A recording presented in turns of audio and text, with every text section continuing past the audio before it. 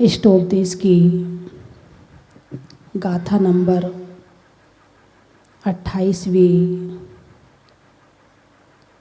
जिसमें आचार्य पूज्यपाद स्वामी बता रहे हैं,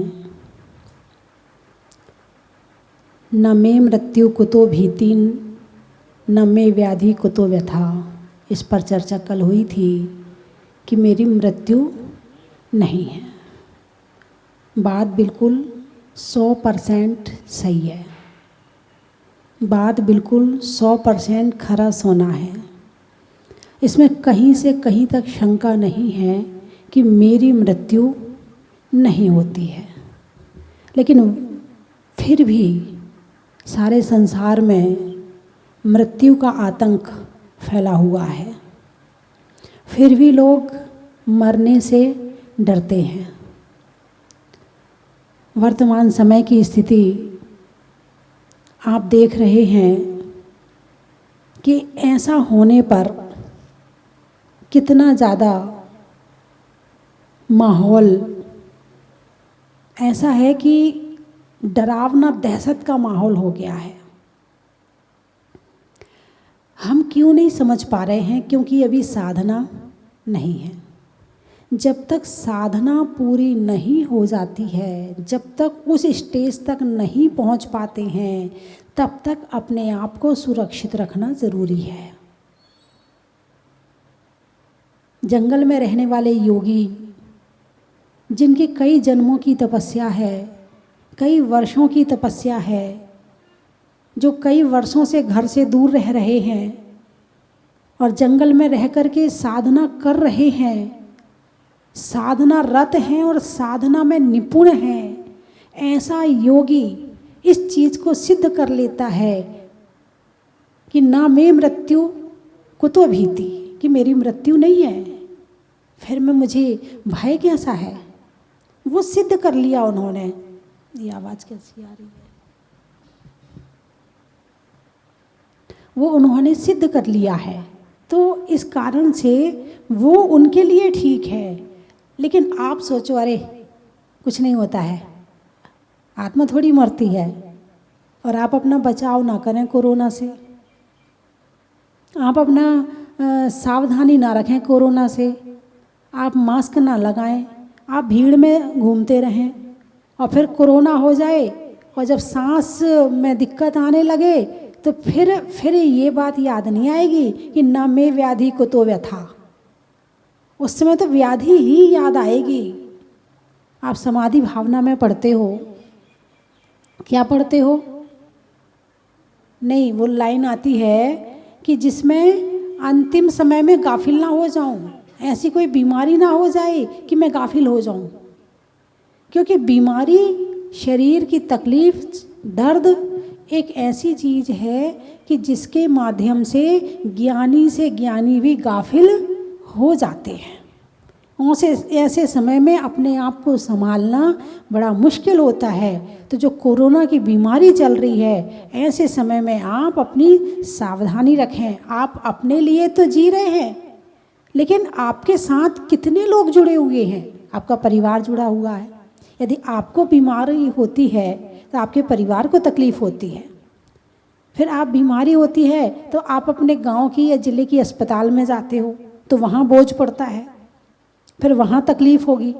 फिर वहाँ पर जितने विधायक हैं, जितने वो हैं, सब यदि आपको इलाज नहीं मिलेगा फिर आप सबको परेशान करोगे, तो उनको भी आपके माध्यम से दिक्कत आई।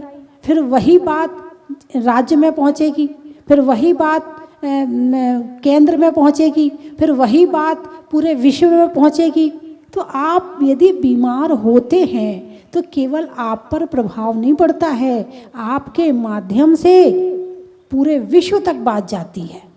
यदि आप सुरक्षित हैं, आप निरोग हैं, आप बीमारी से रहित, स्वस्थ और अच्छे हैं, तो आपका प्रभाव पूरे विश्व पर पड़ेगा। और यदि आप बीमार हैं तो उसका प्रभाव भी पूरे विश्व पर पड़ता है।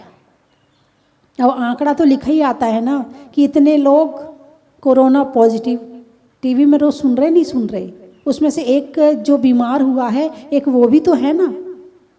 और उसके साथ में यदि मान लो किसी की डेथ हुई है तो उसमें भी अंक आ जाता है। नाम भले ना आए लेकिन आप गिनती में तो आ गई। आपके घर वाले परेशान, आप परेशान, आपके बच्चे परेशान, और कुछ हो जाए तो हमेशा के लिए परेशान। तो इससे अच्छा ये है, मैंने कहा भी था कि जीवन में कमाई बाद में कर लेना, जीवन में शादी बाद में कर लेना। जीवन रहा तो सब कुछ हो जाएगा, और जीवन ही नहीं रहेगा, ये शरीर ही नहीं रहेगा, तो फिर बाद में क्या कर पाओगे। ठीक है, अगला जन्म हो जाएगा, लेकिन अगला जन्म यदि तड़फते हुए मृत्यु को प्राप्त हुए तो फिर गति कैसी होगी आपको पता है? नहीं पता है। तो इसीलिए वर्तमान समय में जो कोरोना का माहौल चल रहा है, ऐसे समय में अपने आप को सुरक्षित रखें, अपने आप को घर में बिठाए रखें। और आप बीमार होंगे तो आपके साथ आप ना जाने कितने लोगों को बीमार करेंगे। कम से कम अपने लिए नहीं तो दूसरों को दुख देने के लिए तो बचो, कि कम से कम मेरे माध्यम से किसी को कष्ट ना हो जाए। और जब किसी को कोरोना होता है, जब लोग उससे दूर होते हैं तो उसको इतनी घबराहट होती है कि सामने वाले से चिपक जाऊं जाके, उसे ऐसा लगता है कि बैठ जाऊं उसके पास जा कर के, ये क्यों मेरे से दूर हो रहा है। अभी सामान्यतः दूर बैठे हैं, कोई दिक्कत नहीं है, क्योंकि इंसान मन की एक खास बात है कि जिस चीज़ के लिए मना करो वही चीज़ करने का मन करता है।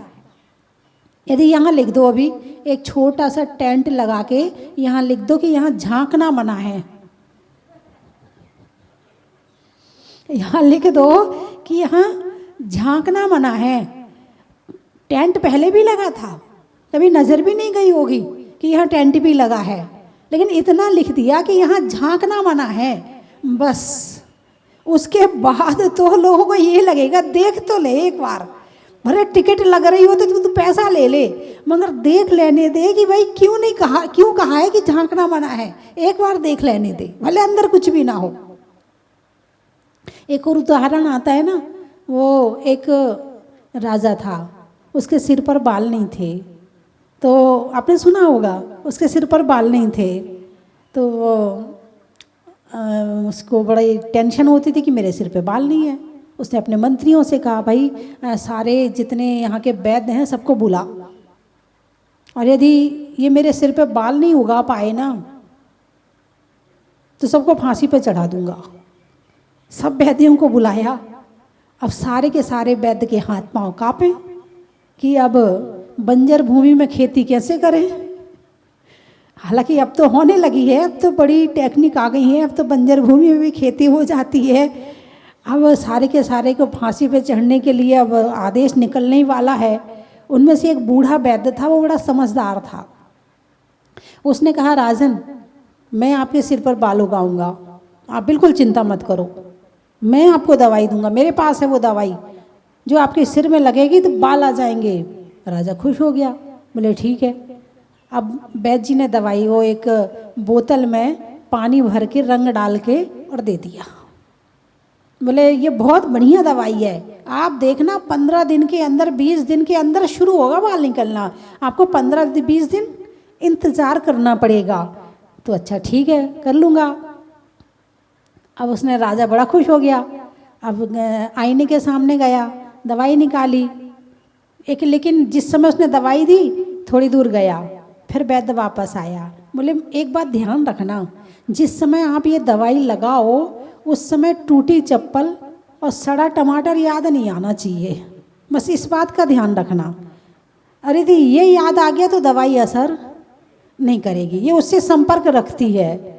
अब बोला प्राणी था, बोले ठीक है, कभी याद ही नहीं करता मैं तो, ना टूटी चप्पल याद आती है और ना कभी सड़ा टमाटर याद आता है, ठीक है नहीं करूँगा। अब लेकिन जब जैसे वो आईने के सामने बैठा, हाथ में निकाला, याद नहीं करना है किसको, टूटी चप्पल सड़ा टमाटर, अरे याद आ गई। दवाई उसने रखी वापस, फिर वापस गया, फिर थोड़ी देर के बाद फिर आया लगाने के लिए दवाई, फिर उसने हाथ में निकाली, याद नहीं करना है किसको, याद नहीं करना, टूटी चप्पल सड़ा टमाटर, फिर याद आ गया। अरे ले ये तो बड़ी दिक्कत है। अब तो वो वहाँ गया, वहाँ भी याद आने लगा टूटी चप्पल सड़ा टमाटर, वो कहीं भी जाओ उसको दिन भर टूटी चप्पल सड़ा टमाटर याद आने लगा। अब वो दवाई ना लगा पाए। पहले उसे कभी याद नहीं आती थी टूटी चप्पल और सड़े टमाटर की, अब उसे दिन भर टूटी चप्पल सड़ा टमाटर याद आने लगा।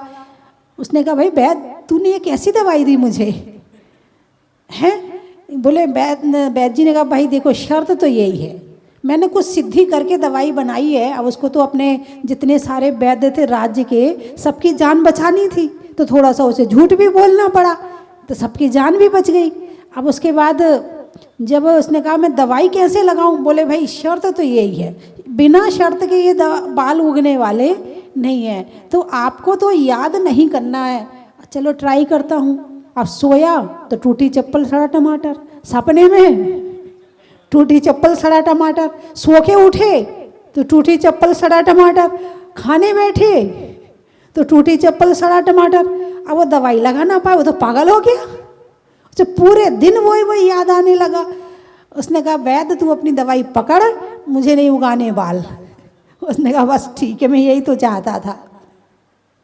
तो मानव मन की विशेषता है, इसे जो करने को मना करो वो ही करता है।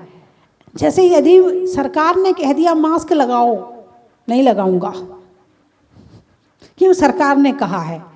जब 100 लोगों को बीमार देखेगा ना, अच्छा अब तो लगाना ही पड़ेगा, तब लगाएगा।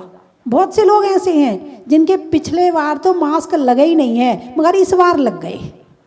देखे हैं मैंने ऐसे लोग कि पिछले बार तो उन्हें लगाए नहीं था, कुछ भी कर लो, लेकिन इस बार उन्हें देखा अच्छा मामला कुछ ज़्यादा टाइट हो रहा है और बीमार होने की संभावना ज़्यादा है, तब उन्होंने मास्क लगाया। यहाँ तो नियम बनाया है, जब तक नियम तोड़ने का मज़ा ना ले लें। मज़ा आता लोगों को नियम तोड़ने में, उनने मना किया है ना, जरूर तोड़ेंगे। अभी किसी ने बताया था, बोले एक बार अभी हम विदेश में गए तो वहाँ पर सब लोग बड़े लाइन से लग कर के टिकट ले रहे थे। तो उसके बाद फिर जब वहाँ से चले तो जो सीढ़ी होती है वो लिफ्ट वाली सीढ़ी, जो आपके अपने आप ऑटोमेटिक चलती है, हाँ, तो उसने उस पर चढ़ा तो सब लोग बड़े लाइन से खड़े थे। तो उसने पूछा, बोले यहाँ पर कोई नियम वगैरह बनाया है क्या कि लाइन से खड़े होना? बोले बस एक बार नियम बना दिया, उसके बाद हम लोग उसका पालन करने लगे हैं। तो बोले बस वो सामने लिखा है ना, उसको पढ़कर हम लोग पालन कर रहे हैं। जापान की बात है, वो लिखा है ना जो, हम उसको पढ़ कर के नियम पालन कर रहे हैं वहाँ। और कोई ज़्यादा रूप में कोई किसी को डंडा लेके खड़ा नहीं करना पड़ा वहाँ पर, किसी को आदमी को खड़ा नहीं करना पड़ा कि देखो ये लाइन से खड़े हैं कि नहीं खड़े। वहाँ तो उन्होंने लिख दिया और उनने फॉलो करना शुरू कर दिया। और यदि यही बात हमारे यहाँ हो तो एक आदमी डंडा लेके ऊपर खड़ा रहेगा और एक आदमी सीढ़ी के नीचे खड़ा रहेगा डंडा लेके, और यदि जरूरत पड़ी तो हर सीढ़ी पे एक आदमी खड़ा करना पड़ेगा कि यदि किसी ने लाइन बिगाड़ी तो डंडा। बिना डंडे के इसे आनंद ही नहीं आता है। जब तक 2-4 डंडे ना पड़ जाएं तब तक ये डरता नहीं है। यानी स्वयं की ईमानदारी से अनुशासन में रहना नहीं जानता है। मैंने बताया भी था कि आज हमारी सरकार को अरबों रुपए केवल इसलिए खर्च करने पड़ते हैं कि आप मास्क लगाओ, आप घर में बैठो, आप बाहर ना निकलो, इस बात के लिए अरबों रुपए खर्च करने पड़ रहे हैं। अब जैसे शादियां हो रही हैं, अब शादी में कह दिया कि भाई अपने 25 रिश्तेदार यहाँ के, 25 रिश्तेदार वहाँ के, वो सरकार ने नियम बना दिया, आप फॉलो कर लो। लेकिन नहीं, वहाँ हर टीचर की ड्यूटी लगाई जा रही है, देखो यहाँ है कि नहीं। 25 से ज़्यादा तो नहीं हो रहे। अब वो बेचारा टीचर भी क्या करे, 25 से ज़्यादा भी हो जाते हैं तो वो भी चुप रहता है। यदि मैं इनसे कहता हूँ तो हमारी आपस की मित्रता बिगड़ती है, और यदि नहीं कहता हूँ तो अंदर में दुख मची है, कोई चेक करने ना आ जाए। यानी नियम पालन करवाना यहाँ पर बड़ा मुश्किल है, बड़ा मुश्किल है। अरबों रुपए खर्च करने पड़ते हैं, सिर पे वो लोहे की टोपी पहनानी पड़ती है ना, जो लोग, हाँ वो से आप कुछ भी कह लो, हेलमेट कह लो, कुछ भी कह लो, है तो लोहे की टोपी, और वो भी आपकी सुरक्षा के लिए है। तो भी नहीं पहनते हैं। उसके लिए जो पुलिस वाले हैं उन्हें चौक पे खड़ा किया जाता है, तो लोग क्या करते हैं, साइड वाली गली से निकल जाते, अरे वहाँ पर वो चेक करने खड़ा होगा। अब वो ये सिर पे जो टोप पहनाया जा रहा है ये तुम्हारी सुरक्षा के लिए है, और उसके लिए सरकार को इतनी मेहनत करनी पड़ रही है। लापरवाही तुम्हारी, गलती तुम्हारी और दोष सरकार का। अब एक्सीडेंट हो जाए और कुछ हो जाए तो फिर वहाँ पर धरना दे के बैठ जाएंगे कि यहाँ एक्सीडेंट होते हैं और कोई कुछ करता ही नहीं है। तो कहने का अभिप्राय मेरा ये है कि कोरोना काल चल रहा है, इस कोरोना काल में अपने आप को सुरक्षित रखना ये हमारी अपनी जिम्मेवारी है। अपने परिवार को सुरक्षित रखना ये अपनी जिम्मेवारी है। इसलिए आप घर में रहें, और यदि आप अभी भी नहीं माने तो फिर तो सरकार ऐसा लॉकडाउन लगाएगी जैसा पिछले बार लगा था। बिल्कुल बैठ जाओ घर के अंदर ताला लगा के, क्योंकि तुम ऐसे नहीं मानते हो ना, तो ऐसे मानोगे, किसी तरह से तो मनवाना पड़ेगा। क्योंकि जो लोग बीमार हो रहे हैं उनकी तड़फन नहीं देखी जा रही है किसी से। अभी कोई बता रहा था, बोले एक बार कोई कोरोना वार्ड में घूम के आ जाए, घर से बाहर नहीं निकलेगा वहाँ की स्थिति देख करके। जिसने नहीं देखा है ना वही इस तरह से घूम रहा है और सबके साथ बैठ रहा है और सबके साथ बातें कर रहा है और वो लापरवाही कर रहा है। वरना कोरोना वालों की ऐसी स्थिति हो रही है कि एक एक सांस लेना भी मुश्किल हो रहा है। ये बात सही है कि ना मैं मृत्यु कुतो भीति, कि मेरी मृत्यु नहीं होती है, फिर भय कैसा। लेकिन इस बात की सिद्धि के लिए साधना चाहिए। ये ऐसे ही नहीं हो जाती है, ये एक जन्म की साधना में नहीं हो जाएगी। केवल इतनी सी साधना करने के लिए कई जन्म साधना में लग जाएंगे। जीवन कैसा जीना है, उद्देश्य, और मृत्यु कैसी प्राप्त करनी है उसकी तैयारी। जीवन जन्म लेना हमारे हाथ में नहीं है, लेकिन मृत्यु की तैयारी पूरी जिंदगी करनी पड़ती है। जन्म लेना हमारे हाथ में नहीं है, लेकिन मृत्यु की तैयारी का मतलब ही साधना है। भाई विशुद्धि रखो, क्यों? कर्मों का बंद हो जाएगा। परिणाम अच्छे रखो, क्यों? ऐसा ना हो कि ये परिणाम पर अभी आदत पड़ी रहे परिणाम बिगाड़ने की, तो अंत समय जब आए तो परिणाम बिगड़ जाए। इसलिए परिणाम अभी अच्छे रखो। अभी से संस्कार रहेंगे अच्छे परिणाम के, तो लास्ट टाइम भी वो संस्कार काम आएंगे और हमारी जो समाधि होगी वो अच्छी हो जाएगी। बस यही तो साधना है। ऐसा मत करो, ऐसा मत करो, ऐसा करो, ऐसा करो, ये सारी साधना समाधि की साधना है। विशुद्धि की साधना भी समाधि की साधना है। त्याग की साधना भी समाधि की साधना है। भाई मन में जो मिला वो भोजन आपने कर लिया, ठीक है, ये भी एक साधना है कि नहीं है? अरे बोलिए ना, जो मिला आपने चुपचाप खा लिया, उस पर कोई आपने टीका टिप्पणी नहीं करी, ये भी एक साधना है। ये साधना कब काम आएगी? यदि अंतिम समय चल रहा होगा और जो मिला वो आपने चुपचाप खा लिया, वो संस्कार वहाँ काम आएंगे। मैंने देखा है कि एक बहन जी थी, उनका अंतिम समय चल रहा था, उनको पेट में कैंसर था। अब उनके मन में कभी होता हलवा खाना है, कभी होता पूड़ी खाना है, कभी होता पकौड़ी खाना है, कभी होता कि उनको खीर खानी है।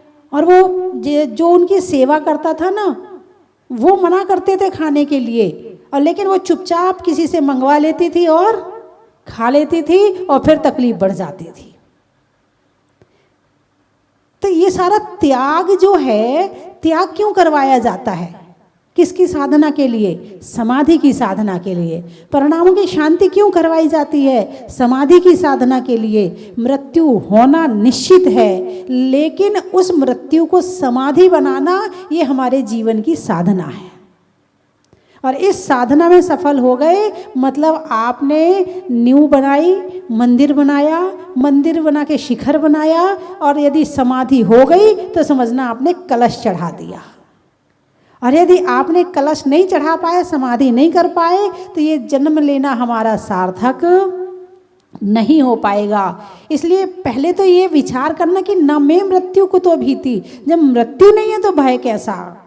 और फिर ऐसे निर्भय होकर के जब अंतिम समय आएगा और उस समय यदि आपने जो साधना जिंदगी भर की थी समता प्रणाम की, वो समता प्रणाम उस समय रख लिए, बस हो गई साधना पूरी। और यही समाधि एक दिन आपको निर्वाण प्राप्त करवा देगी। बाकी मरने के लिए तो हर लोग मरा करते हैं, मरने के लिए तो मर ही रहे हैं। कौन मर रहा है? प्रति क्षण 18 बार एक श्वास में निगोदिया जीव मर रहे हैं प्रति क्षण। कई अरबों चींटियां, मच्छर, मक्खी मर रहे हैं। बंदर, बिल्ली, कुत्ता, पक्षी मर रहे हैं। गाय, बैल हैं, भैंस मर रहे हैं। और मनुष्य वो भी मर रहा है।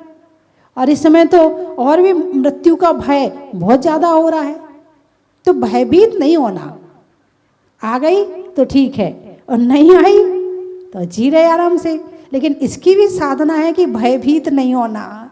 एक बार तो आदमी अनंत काल से इस भय के साथ में मरे हैं तो वो संस्कार एक दिन में छूटने वाले नहीं है, इसकी साधना करनी पड़ेगी।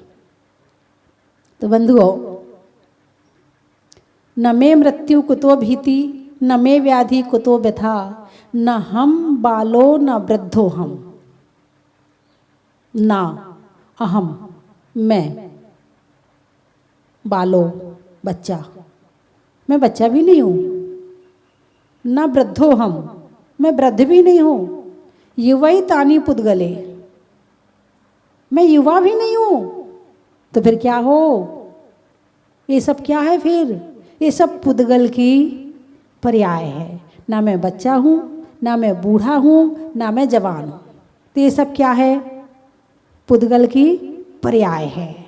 इस पुद्गल की पर्याय के अंदर किसको देखना है? आत्मा को देखना है।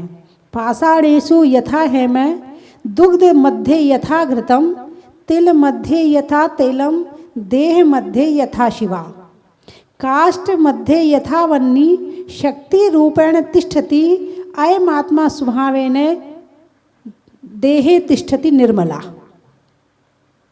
पाषाणेषु यथा हेमै,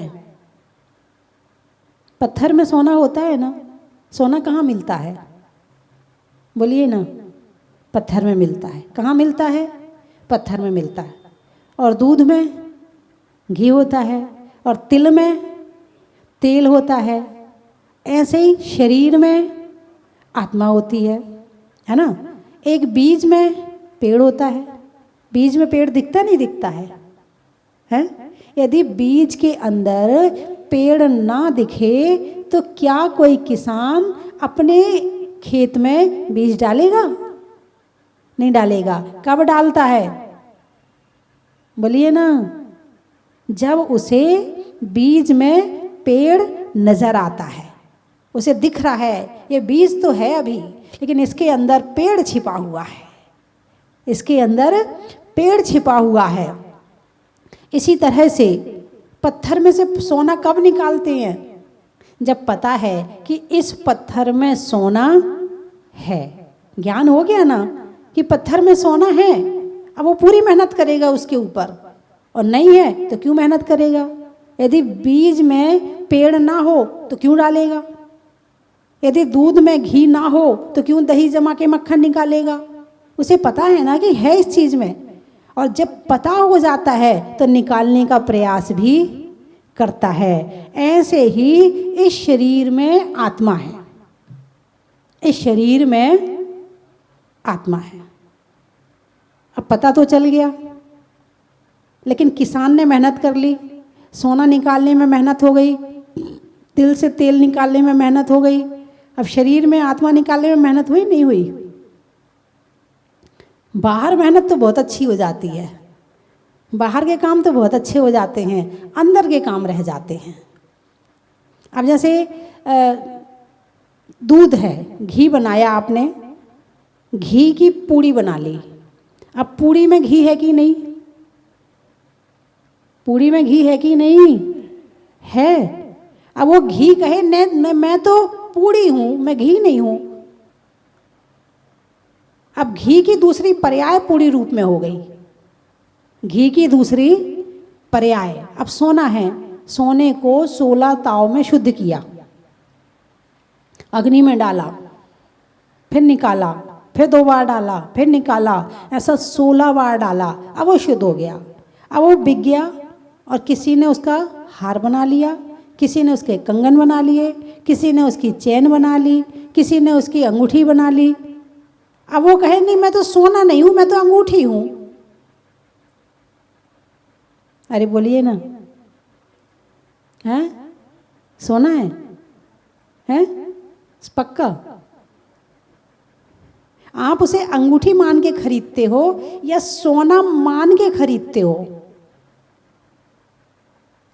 उसको संभाल के रखते हो तो अंगूठी मान के संभालते हो या सोना मान के संभालते हो?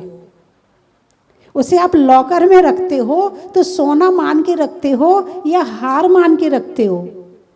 सोना मान के रखते। आपको दिख रहा है ये हार तो बाद में है, ये हार तो बाद में है, पहले ये सोना है, क्वालिटी है। ऐसे ही ये शरीर तो बाद में है, पहले तो आत्मा है, पहले आत्मा है। जैसे हर काम में उस सोने की एक क्वालिटी को याद रख के काम करते हो। अब एक चैन भी खो जाए तो चैन का दुख नहीं है, सोने की चैन है। क्यों दुख हो रहा है? चैन का दुख नहीं है, चैन चली गई। यदि मान लो कोई दूसरी हो, लोहे की हो या स्टील की चैन हो और खो जाए, चैन तो वो भी है लेकिन दुख नहीं होगा। और सोने की हो तो, और शादी में गिर जाए तो, मान लो आपके यहाँ शादी हो रही है और शादी होने के 6 दिन पहले चैन गिर गई, तो बताइए शादी में मन लगेगा? नहीं लगेगा। क्यों? सोने की चैन थी। किसकी थी? तो जितनी कीमत उस सोने की कर रहे हैं उतनी ही कीमत इस आत्मा की करनी है। अभी किसकी कर रहे हो? शरीर की। शरीर अलग चीज हो गई और आत्मा अलग चीज हो गई, है ना? ऐसे ही आत्मा सोना है और बाकी सारी चीज अलग है। आत्मा क्या है? सोना है। अभी ये सोना इस शरीर में है तो मनुष्य पर्याय हो गया। अब पर्याय को संभालना है या आत्मा को संभालना है? चैन को संभालना है या सोने को संभालना है? अरे बोलिए ना, किसको संभालना है? सोने को संभालना है। हम किसको संभाल रहे हैं? अरे बोलिए ना, हैं? हम शरीर को संभाल रहे हैं जबकि संभालना आत्मा को है। हालांकि अभी इतने एक्सपर्ट नहीं हो गए कि 24 घंटे आत्मा के स्तर पर जिंदगी जी जा सके, लेकिन हाँ अभ्यास तो कम से कम होना ही चाहिए। श्रद्धा में तो अंदर वो बात होना ही चाहिए। भले शरीर कमजोर है मगर आत्मा तो कमजोर नहीं है। भाव तो सही बना ही सकते हैं, भाव तो बनाने हैं और थोड़ी कुछ करना। आपको भोजन नहीं छुड़वा रहे, आपका घर नहीं छुड़वा रहे, आपकी कोई चीज़ नहीं छुड़वा रहे, केवल भाव से विचार करना है। सोने का विचार किससे करना है? भाव से करना है। और बस जहाँ विचार आते रहेंगे, साधना शुरू हो गई। साधना किसकी करनी है? शरीर की या आत्मा की? आत्मा की। शरीर को क्यों तपाया जाता है? शरीर के लिए या आत्मा के लिए? आत्मा के लिए। यदि दूध को तपाना हो तो भगोनी को, बिना भगोनी को गर्म किए क्या दूध गर्म हो सकता है? नहीं हो सकता है। इसलिए बाह्य तप भी बताए हैं 6 और अंतरंग तप भी बताए हैं 6 कि बाहर भी तपो। ऐसा ना हो कि तुम अंदर ही अंदर करते रहो, बाहर वह तो कर्म आता रहेगा। इसलिए बाहर भी तपाओ और अंदर भी तपाओ। तो बंधुओं, जो कल महत्व बनाने दिए थे, कुछ महत्व दीदियों के नंबर पे आए हैं, शायद नंबर नहीं चल पाया था।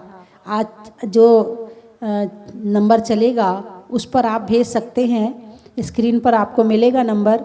और आप उस पर भेज दें कि महत्व कैसे बनाए जाते हैं। जो महत्व बन के आए शायद मैं उन्हें अभी देख भी नहीं पाई हूँ, नहीं तो ये ज़रूर बता देते कि महत्व में कहाँ गलती है और कहाँ सही है। तो मुझे लगता है कि आपने जो महत्व बनाए हैं या बना रहे हो, तो या नहीं बनाए तो बनाना शुरू करोगे, तो आप भेजें ज़रूर, क्योंकि भेजने के बाद मुझे लगेगा कि हाँ मैंने आपको कुछ बताया है, कुछ सिखाया है और आप सीख रहे हैं।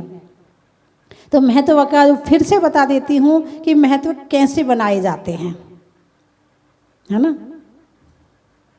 चलिए आप लोग शब्द बोलें, एक शब्द बोलें, मैं बताऊंगी कि वो उस महत्व को कैसे बनाना है। बोलिए, एक शब्द बोलिए।